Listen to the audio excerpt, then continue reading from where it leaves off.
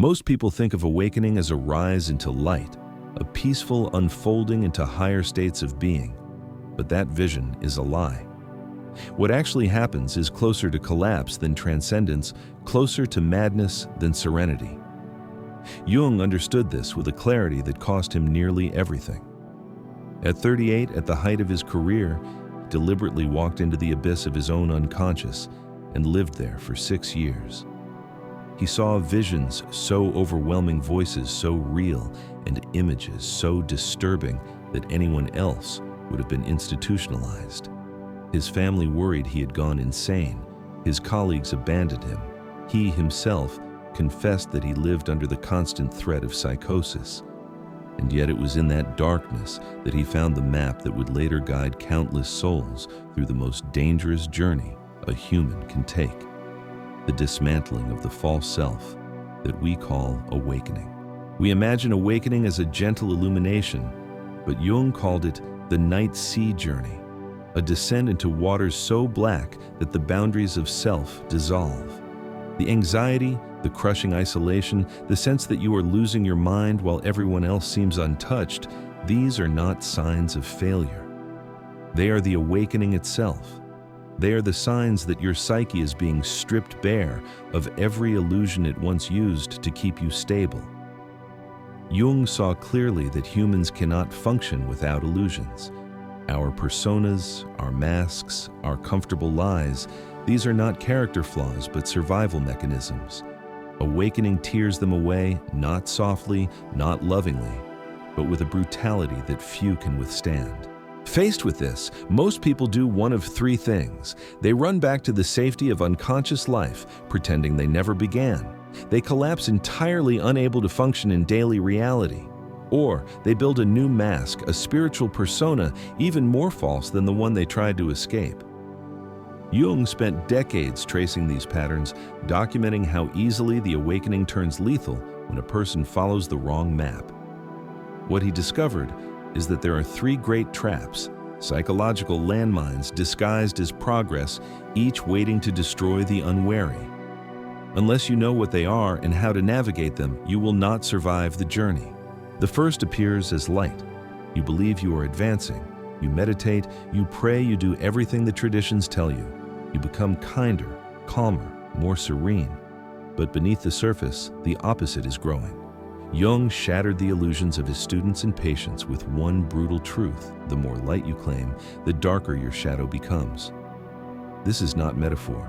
It is measurable in dreams, in fantasies, in breakdowns. Every spiritual practice that seeks to elevate you without simultaneously forcing you into the depths of your shadow only inflates the ego. And inflation, Jung warned, always leads to explosion. All your life you buried what you could not face.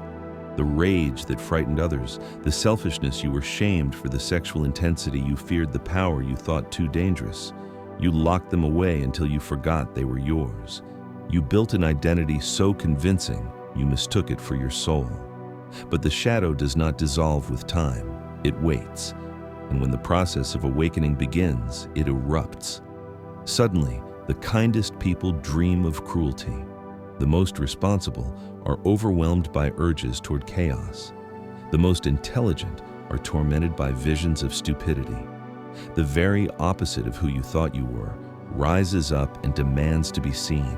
Jung treated a woman who seemed the perfect spiritual figure, always loving, endlessly patient, committed to meditation. Then, her dreams turned violent acts of rage, visions of sexual deviance, impulses she could not accept.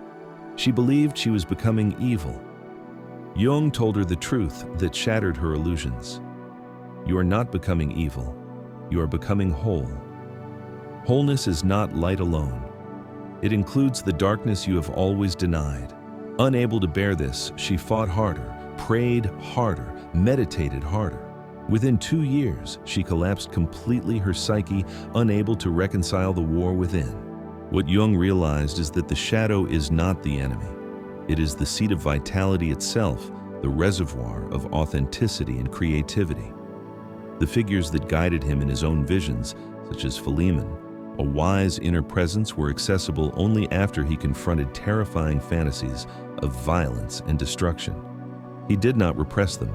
He drew them, painted them, wrote dialogues with them.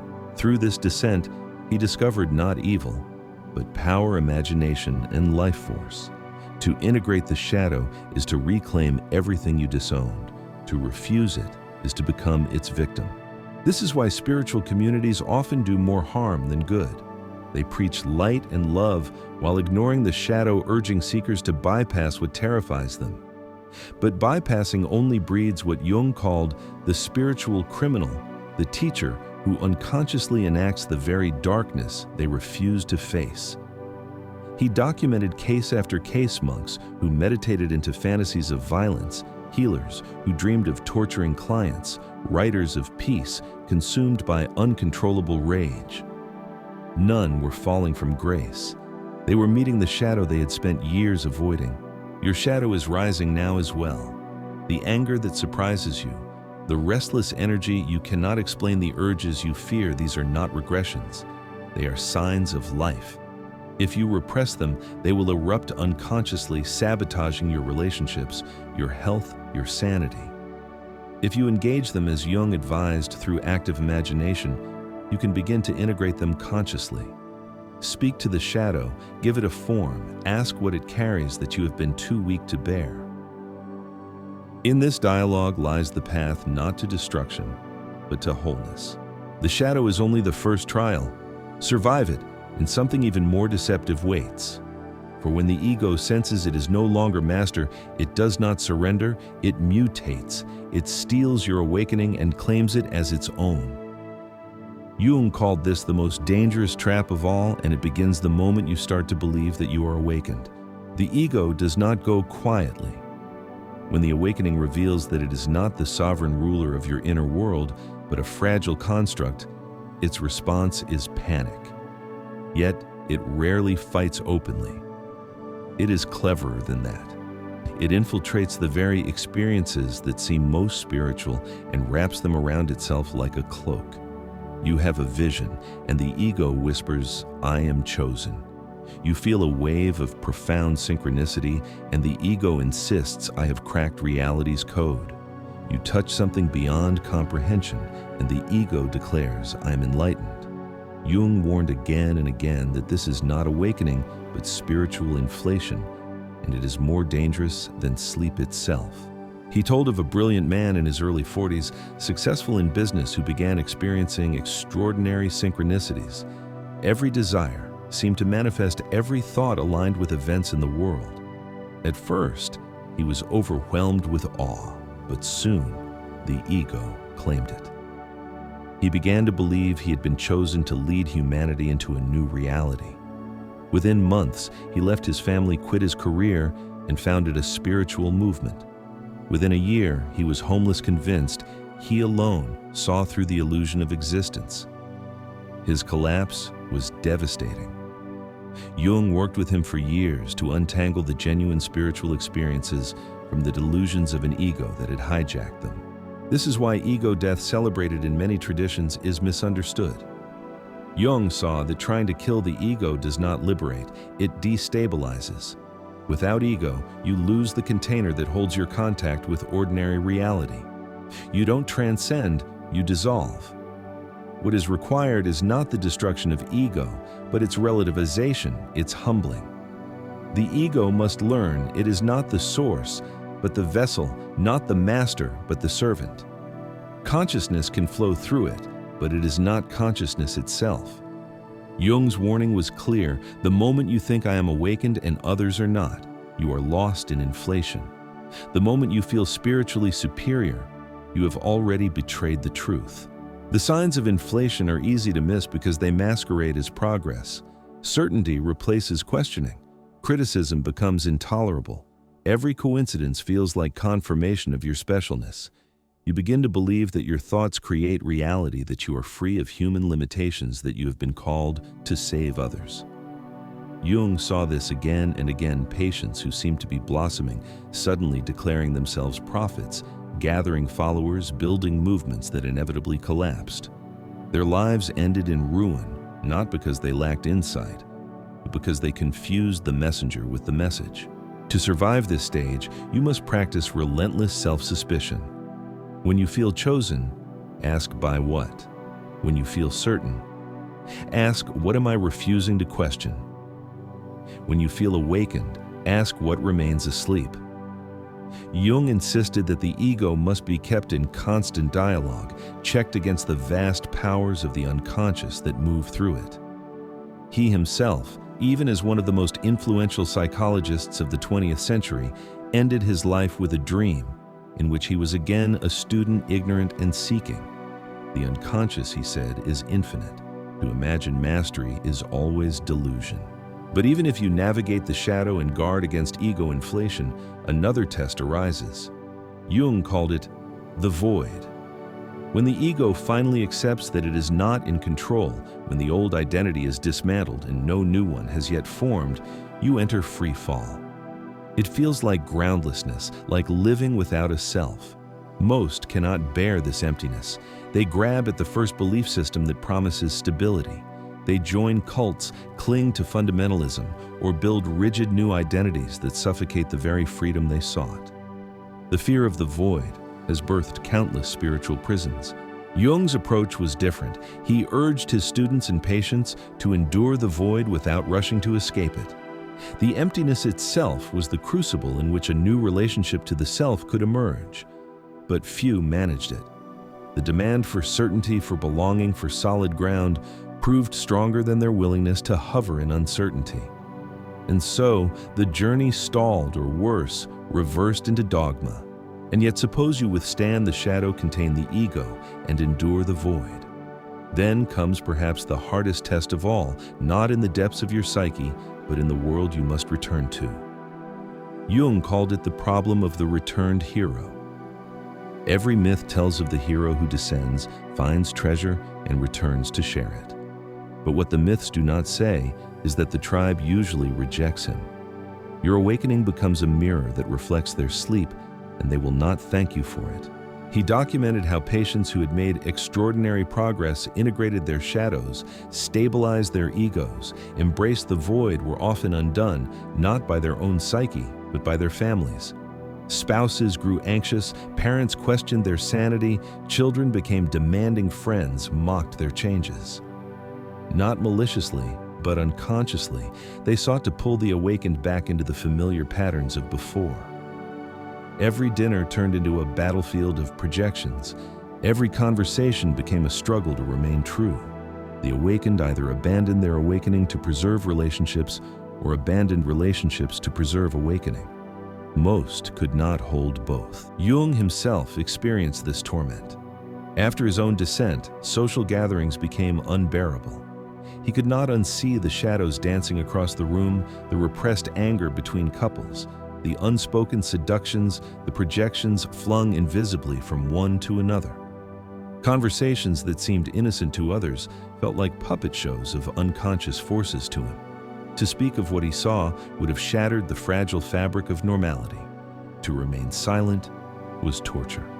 He built his tower at Bollingen not as an escape, but as a sanctuary, a place where he could breathe without pretending blindness. This is the final crucible of awakening. Can you remain awake in a sleeping world? Can you hold your frequency when everything around you demands you lower it? Can you stay real without rejecting those still trapped in illusion? Few can. Some become hermits, withdrawing entirely. Others create false personas, pretending to be what they are not, dying slowly inside. Jung's answer was radical, but simple, selective participation. Engage the world in doses, withdrawing when necessary, creating sacred spaces where consciousness can exist without compromise. Learning to live both awake and connected without collapsing into either isolation or conformity. Awakening does not end once you learn to navigate the shadow, relativize the ego, endure the void, and return to a world that resists your transformation. In fact, Jung insisted it never ends. He called the process individuation, not a final state of enlightenment, but an ongoing dialogue with the unconscious, a perpetual death and rebirth. Every day, something you thought was true dissolves. Every week, another identity crumbles. Every year, new layers of shadow rise to be integrated. The self you once clung to does not survive this process, nor is it meant to. What emerges is not a perfected being, not someone above humanity, but a person more real, more whole, more able to consciously inhabit the contradictions of existence. This is why Jung refused to romanticize awakening. He described it not as bliss, but as conscious suffering, not as peace, but as the tension of opposites. He had seen too many people break themselves against the fantasy of completion, desperate to arrive at a place where it would all be resolved. Again and again, patience asked him, "When will it end? When will I finally be healed?" His answer was merciless and liberating, never. The unconscious is infinite. You do not complete it. You participate in it. He himself, after decades of work, after shaping an entire field of psychology, after becoming a figure, revered worldwide, still had dreams that humbled him. Near the end of his life, he dreamed of being a student again, ignorant and beginning. The message was clear. Even Carl Jung, the man who mapped the depths of the psyche, remained a beginner before the infinite. The goal was not mastery, but humility, not possession of truth, but relationship to it. Most resist this truth. They want awakening to deliver them somewhere, to crown them with wisdom, to finally relieve them of the burden of uncertainty. They want the treasure without the descent, the resurrection without the crucifixion. Jung saw this longing destroy people as surely as repression or inflation. The refusal to embrace awakening as endless death led them back into unconsciousness, into spiritual bypassing, or into collapse.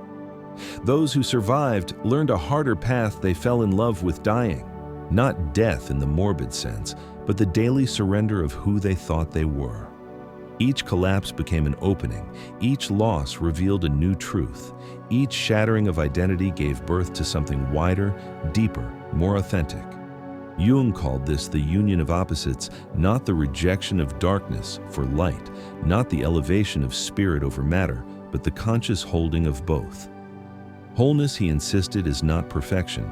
It is paradox, the capacity to contain contradictions without being destroyed by them. This is why he could say, "I would rather be whole than good." Goodness alone is an illusion, a mask that denies what lurks beneath. Wholeness includes cruelty as well as kindness, chaos as well as order, power as well as vulnerability. The murderer and the saint both live in us. To integrate them consciously is the privilege of awakening. To deny them is to live haunted by what we refuse to face. And so awakening is not an ascent out of humanity, but a descent into it. It strips away the illusions until you can no longer pretend to be anything other than what you truly are. The animal and the God, the shadow and the light, the ego and the unconscious, all fused into a being both ordinary and transcendent. You stop trying to escape life. You begin to inhabit it fully, painfully, beautifully. Jung's words echo like a warning and a promise. The privilege of a lifetime is to become who you truly are. But he added what few remember, that who you are includes everything you are not. Every disowned impulse, every rejected feeling, every unlived possibility must be integrated. The path is not toward purity, but toward complexity. Not toward transcendence, but toward embodiment. Not toward escaping the human condition, but toward embracing it in its impossible fullness. This is why most never make it. They cannot accept that awakening requires them to die daily. They cannot accept that it has no end. They want peace, stability, certainty. What they find is flux, rupture, infinite transformation. Yet for those who endure, something precious emerges. They stop seeking to survive awakening and begin to let it transform them. They no longer cling to comfort, but surrender to truth. They no longer want to be special, but are willing to be real. The breakdowns they once feared reveal themselves as breakthroughs. The symptoms they once fought become guides. The madness they thought would destroy them becomes the very source of their sanity. They discover finally that they are not going crazy. They are going sane in a world that has mistaken sleep for health. And in that sanity lies not an escape from life, but the courage to live it fully awake. The truth Jung uncovered is as devastating as it is liberating. Do not survive a spiritual awakening. You die into it. Every mask, every persona, every identity you thought you needed is stripped away, and what emerges is not the old self improved, but something entirely different. Most people never allow this to happen. They cling to fragments of who they were trying to carry them into who they are becoming, and in the clash between the two, they break. Awakening is not about preserving yourself. It is about dissolving yourself so completely that survival is no longer the point. Expression is, when you stop trying to hold on, everything changes. The shadow no longer feels like a curse, but a source of raw vitality. The ego no longer appears as an enemy, but as a servant. The void becomes not a terror, but a space of creation. Even the pain of returning to a sleeping world becomes a test of compassion, a chance to embody truth without demanding recognition. You begin to see what Jung meant when he said that awakening is not an event, but a lifestyle of dying. You realize that each loss is also a gift, each collapse a doorway, each ending a beginning. This constant death is not morbid. It is the rhythm of growth. Just as cells die to allow the body to renew identities, die to allow the soul to expand. The parts of you that vanish were never the essence of who you were. They were the armor, the disguises, the survival strategies. Without them, you are not less. You are more honest, more whole, more able to face life without hiding. Jung saw this not as a lofty spiritual state, but as a profoundly human one. To awaken is to finally inhabit the full range of what it means to be human, fragile and powerful, light and dark, finite and infinite at once. This is why he rejected the notion of enlightenment as an escape. For him, the goal was not to transcend humanity, but to embrace it consciously. The awakened are not those who float above life in bliss, but those who walk into its depths with eyes open. They are willing to feel the grief that others numb, to confront the rage that others repress, to acknowledge the desires that others hide. They do not claim superiority. They do not pretend completion. They live as paradoxes, bridges between what is conscious and what is not, between spirit and flesh, between shadow and light. The world will resist this. Families will push back, societies will mock, communities will reject. Yet this resistance itself becomes part of the journey. To live awake in a sleeping world is to live as both participant and outsider, woven into relationships yet never fully belonging. Jung called it holding the tension of opposites. You are in the world, but not of it. You see what others cannot yet. You remain among them, embodying rather than explaining, translating awakening into presence rather than doctrine. In the end, what you gain is not certainty, but resilience, not answers, but depth. You stop searching for a rival and instead fall in love with the journey itself. Every day becomes an invitation to die a little more to who you thought you were and to be born a little more into who you truly are. Every challenge becomes a mirror showing you what remains unintegrated. Every relationship becomes a test of whether you can stay real without demanding others wake up on your schedule. And so the most dangerous journey a human can take becomes the most meaningful. Jung's descent nearly destroyed him, but from it, he brought back a truth that still saves lives. You are not awakening to escape life, you are awakening to finally live it. The symptoms you fear, anxiety, isolation, breakdowns, are not failures. They are the cure, the process by which the false self dies so the real self can emerge. To resist them is to prolong suffering. To embrace them is to step into the privilege of becoming whole. If this reflection has resonated with you, remember that awakening is not about perfection. It is about participation. Not about being special, but about being real. Not about leaving humanity behind, but about inhabiting it more consciously than ever before. Jung showed us that the privilege of a lifetime is to become who you truly are, and the truth includes every contradiction you once denied. Thank you for journeying through these depths. If you found meaning here, please like, share, and subscribe so that others can find their way to this message. And I'd love to hear your reflections. Share your experiences in the comments below, because your story might be the light someone else needs on their own night sea journey.